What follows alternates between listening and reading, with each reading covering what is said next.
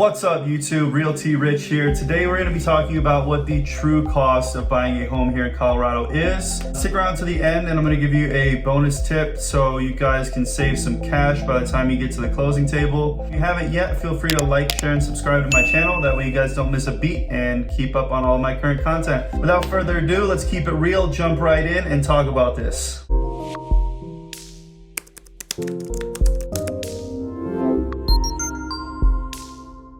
Alright guys, so as I mentioned, today we're going to be discussing what is the true cost of buying a home here in Colorado, or any home for that matter. It's not completely free, so the advertisement that you see on the side of the road saying buy a home for zero money down, unless you're going VA or going through a specific program, chances are that you are going to have some kind of out-of-pocket cost. Let's jump right in, let's keep it real, let's talk about this. As soon as you guys go under contract with your respected realtor for the house to buy, you're gonna have some upfront costs. Number one being your earnest money deposit. What earnest money is essentially good faith money. That is what you as the buyer put down. Title usually holds these funds, and you as the buyer put it down as a kind of deposit, down payment, deposit, good faith, whatever you want to call it, to show the seller that you're legitimate, that you have some dough, and that your intent to proceed to purchase the home is there. Now, earnest money varies, but usually it's about 1% of the purchase price. So let's say we're looking at a home for $500,000.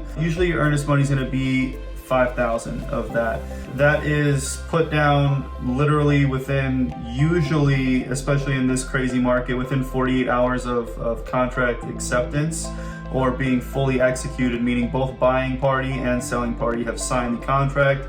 You're officially under contract and the home sale is pending. So usually earnest money is turned in about 48 hours after that, sometimes even sooner. I've seen some agents put, a longer deadline for that. I'm not gonna get into that rabbit hole, but usually it's submitted within like 24 to 48 hours, fully executed contract. So right up front, right off the bat, you're looking at that as an expense. So that's your first expense as soon as you go under contract. Basically, how I like to break this down is you're gonna have expenses from the moment of going under contract all the way to closing, and then when you're at closing, you have a new set of expenses that'll come in, and those are primarily made up of your lender costs, your actual down payment and closing your loan, and also title fees and title closing costs. So I digress. Your first out-of-pocket cost to buying a home is gonna be your earnest money, usually about 1%. Your second out-of-pocket cost when you're under contract and purchasing a home is going to be your home inspection costs. So depending on the size of the home, naturally, however much work there is to be done for the inspector and how much house the inspector has to inspect, it's going to depend on your pricing. So the company that I use almost exclusively, they range anywhere from $250 to like $450, again, depending on the size of the home.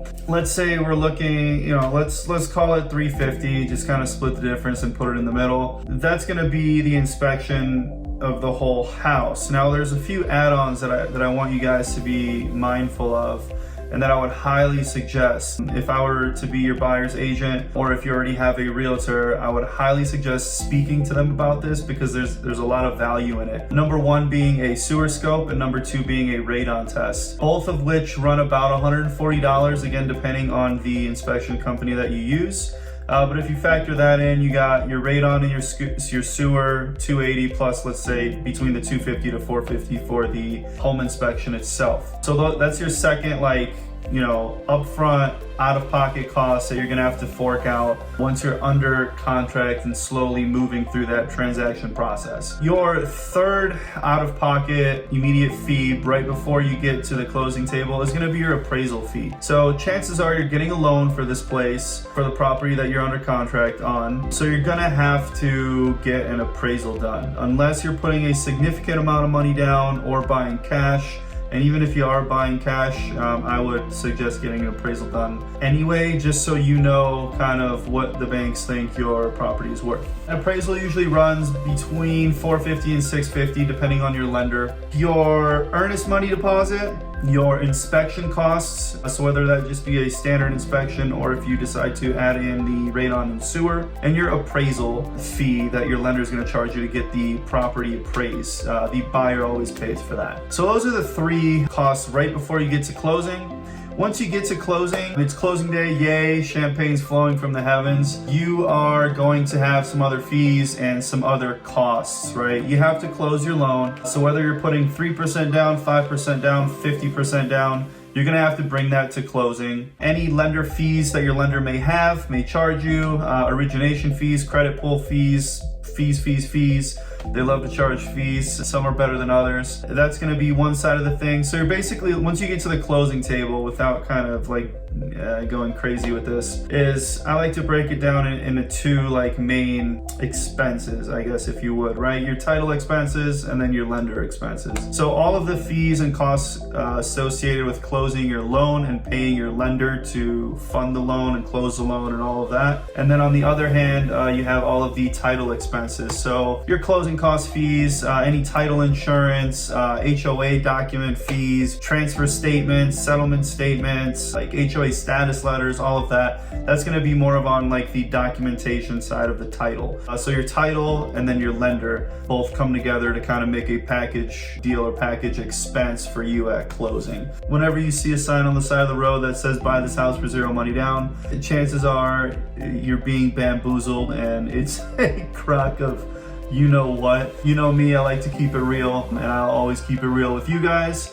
So there are some relative costs associated with purchasing a home. Obviously, you're buying something, not only a pair of sneakers, but a house. As promised, I will give you guys a bonus tip to save some cash and kind of help you guys out with whether it be that down payment or your title fees or your closing cost fees, kind of like a bundled word, closing cost fees, right? Seller concessions. So I can't guarantee that every seller, especially in this market, is gonna accept that or be open to that, mainly because they just don't have to. There's so much competition, they can really pick and choose on what offer they accept. Seller concessions are a great way to help your buyers or yourselves assist you with extra money that you have to bring down to the table. So you're buying a house for 500K, you offer them 500K.